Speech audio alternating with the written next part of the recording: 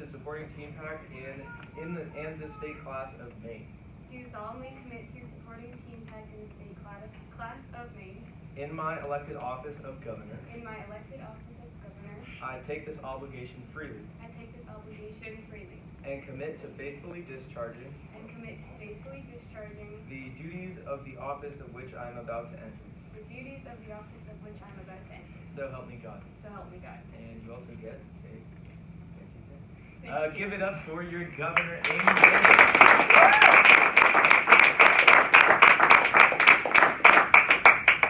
Hello, fellow TeenPacters and family. It's great to see everyone here. And I would like to start off with, first of all, most importantly, huge thank yous to everyone who was involved with this week. It was a truly unforgettable experience. So thank you to the amazing staff and the chaperones and the coordinator and Johnny who gave amazing messages, and to all the students who also helped with making it so much fun. And I would just like to talk a little bit about my experience here at TeenPact, because TeenPact has definitely impacted me in my life, and it's also started so many amazing friendships, and just everyone really bonds when they're here. And I'm beyond happy that I've attended both this year and last. Not only has TeenPact taught me so much about our government, it has also just really helped me understand what I'm really learning about. And here's a question that I was thinking of the other night as the week was ending. I was just like, have you guys ever thought of something or done something and you think that literally cannot get any better, and then somehow it does? That's what TeenPact has been for me, because this year it's been such a great experience.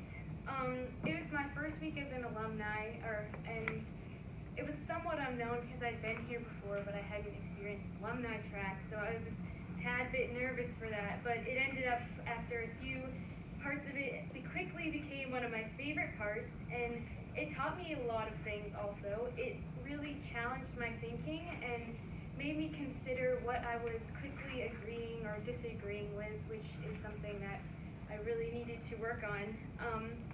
Also, being able to back up any statement or conclusion with God's Word is a necessity, and that's just one of the many things that we practice here.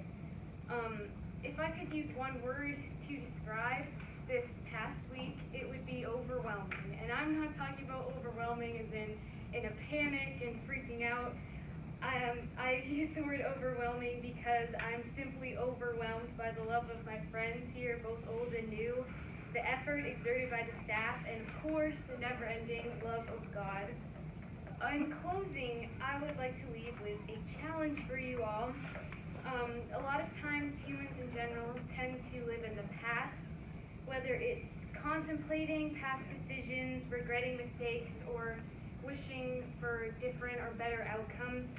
Our minds naturally tend to linger more on the past and things that we cannot change.